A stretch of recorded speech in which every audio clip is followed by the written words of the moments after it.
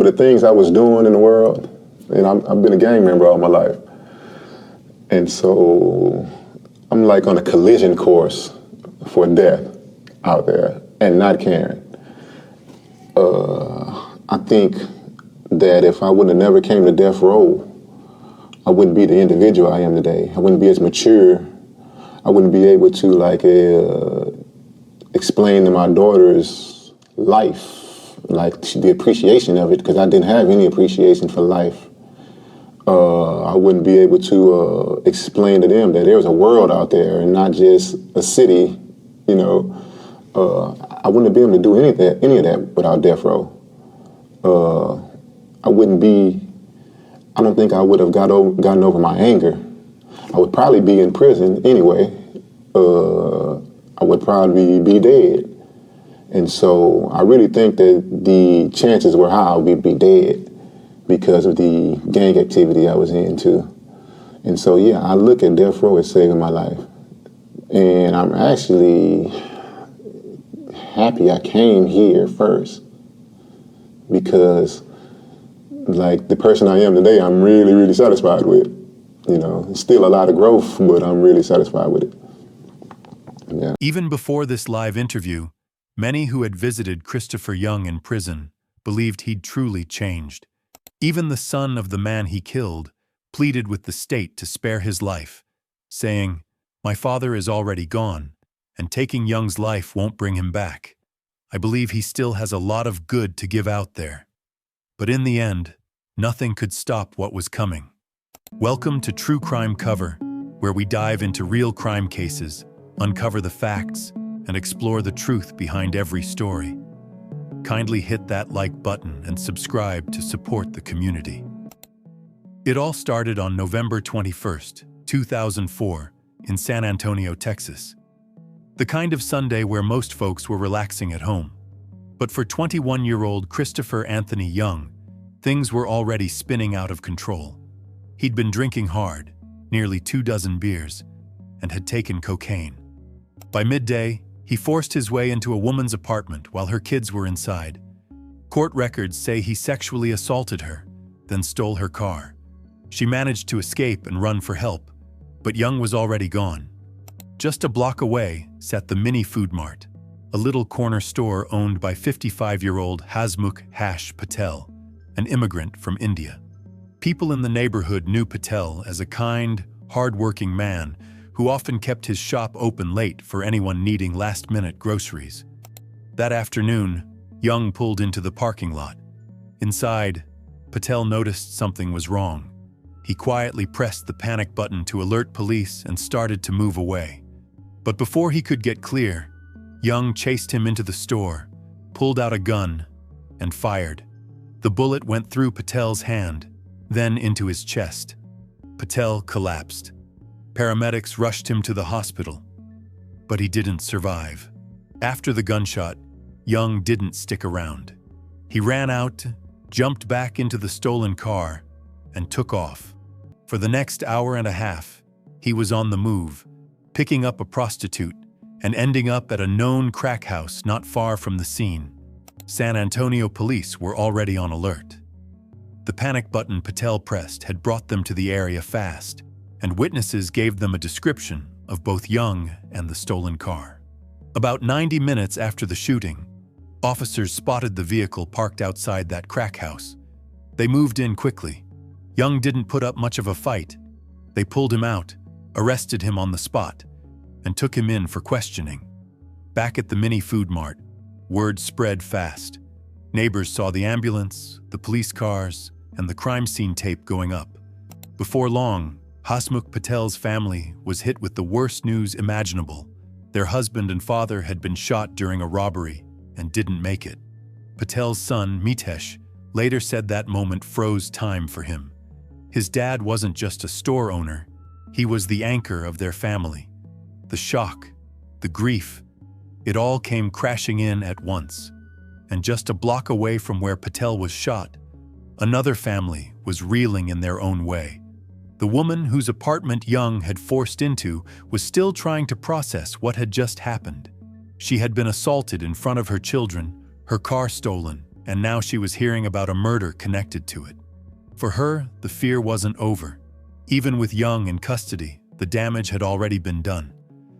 After Young's arrest outside the crack house, detectives began piecing the case together. They had the stolen car, panic alarm records, and a grainy store surveillance video showing Patel's final moments. A woman from the apartment also gave a detailed statement about the assault and the stolen vehicle. Ballistics matched the bullet from Patel's body to Young's gun, sealing the link between him and the shooting. By the time the case reached the courthouse, prosecutors had built a timeline that left little room for doubt. In February 2006, inside a Bexar County courtroom, Christopher Young stood trial for capital murder for the killing of Hasmukh Patel during a robbery. Jurors saw the store video. They heard about the earlier assault. They listened to forensic experts, police officers, and witnesses. The defense argued that Young had been drunk and high, not thinking clearly. But the jury wasn't swayed. The verdict came back guilty. Then came the sentencing phase. In Texas, a capital murder conviction can mean life without parole or the death penalty. After hearing aggravating evidence, including Young's prior record, the jury chose death. Young was sent to death row at the Allen B. Plea Unit in Livingston, Texas, where he would spend the next 12 years. At the Plea Unit in Livingston, Texas, Christopher Young's life settled into the strict, isolated rhythm of death row. 23 hours a day in a small cell. 1 hour outside for recreation in a fenced yard. At first, he kept mostly to himself, but over the years, something shifted. People who visited him, faith leaders, prison volunteers, even fellow inmates, started noticing a change. He began mentoring at-risk teenagers brought in for scared straight style talks, telling them bluntly what his choices had cost him. He shared how, when he was just 8 years old, his father was murdered, a loss that left a hole in his life. He said joining a gang felt like finding a family, but it only dragged him deeper into violence and crime. For those teens, it wasn't a lecture. It was a raw warning from someone who had lived it and was paying the ultimate price. Inmates and staff said he'd stepped in to stop a suicide attempt, and once even prevented an assault on a correctional officer. He became someone others looked to for calm in a place built on tension. That change didn't go unnoticed outside the prison walls. One of the most surprising voices to speak up for him was Mitesh Patel, the son of Hasmukh Patel, the man Young had killed back in 2004. I'm forgiving the man that's alive today who's remorseful and wants to change other people. I can't forgive or forget Chris Young from 14 years ago. I feel like the death penalty already is vengeance, right? So you're already giving someone that satisfaction. No one's saying let them out, let people out and run free and let them do whatever they want to. There's got to be a better way to deal with these situations. Again, killing him, two wrongs don't make a right. You killed my dad, you're killing him. Now all you've done is kill two people with intent, right? So if the more profound thing is if Chris walking into my dad's store with a loaded weapon, wanting to rob and shoots and kills with intent, you cart him into a room with sedation drugs and other drugs to end his life, it's intent. So there's nothing good that can come from it. Mitesh met Young face to face in prison. It wasn't easy, but over time he came to believe Young wasn't the same man who had pulled the trigger years earlier. When Young's execution date was set for July 17, 2018, Mitesh did something extraordinary. He publicly asked the state of Texas to spare Young's life. He argued that killing him wouldn't bring his father back and that Young had more to give if he stayed alive. Faith leaders and activists joined in, pointing out that earlier that year, a white death row inmate named Thomas Whitaker had been granted clemency under different circumstances. They believed Young deserved the same chance. I wanted to be like, I try to start a Big Brother program because I know me, where I'm from, the credibility I have. I've been in prison. Growing up where I grew up at, prison that's where you're going. And we look to go to prison. and it's kind of like gives you a stripe, gives you some credibility. And so because I have that, I can talk to boys, get their ear, and then take them away from it. You know, take them away from the path they're on, put them on a good path. And so I really was, I still want to do that. If I ever had a chance, I'm going to do that. And so I just think that's what young boys need. They don't have fathers out there. They don't have brothers. Single parent houses, I think they need a man to talk to. Somebody that's going to, take them to play chess, take them to play basketball, buy them some new shoes when they need some new shoes, take some of the stress off the mother too, right? So, yeah. And I really haven't ever had a chance to really apologize to my family either. Because although I thought I was being protective of them, I really hurt them too. And so I want to apologize to them too. None of that was intentional. Of course, I had numerous family members tell me to sit my ass down somewhere and didn't listen to them. And I should have. But I think they'll appreciate who I am now. And that's what I really want to show people, how a person can change, can grow up and mature. And so I do apologize for putting them through this stress. I hope they can appreciate where I am now. Kids too, my kids too. Because, they didn't want that father 14 years ago. They didn't want that father. They probably wouldn't have that father anymore. And so, yeah, I want them to appreciate that. Yeah. Young was granted a live interview, which made many people believe he had truly changed. But just 4 days before the execution, on July 13, 2018, the Texas Board of Pardons and Paroles voted 6-0 to deny clemency. Young's lawyers filed an emergency lawsuit claiming racial bias in the clemency process. Courts at every level refused to intervene.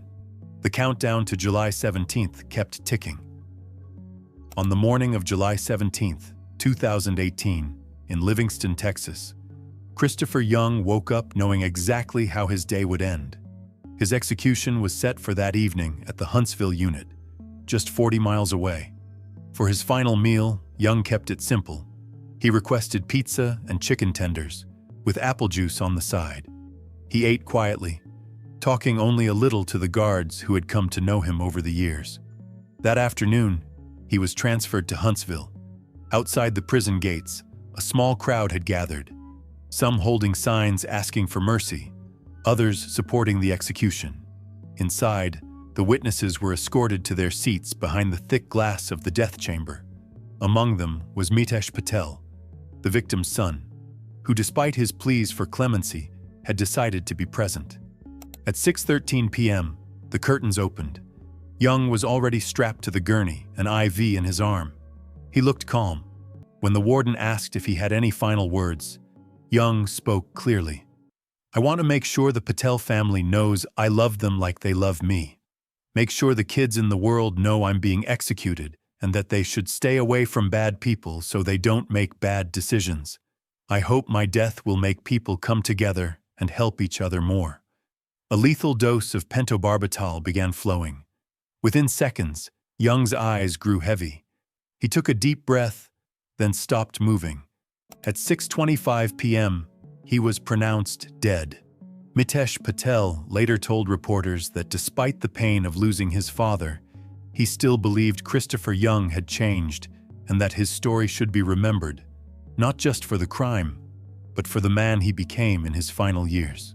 Christopher Young was just 21 years old when he committed the crime in 2004.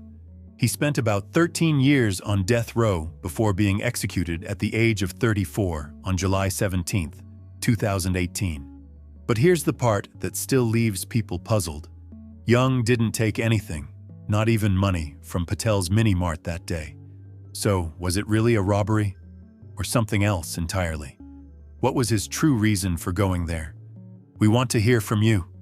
Do you believe justice was served? Or do you think Young deserved a second chance? Just like the victim's own son said. Drop your thoughts in the comments below.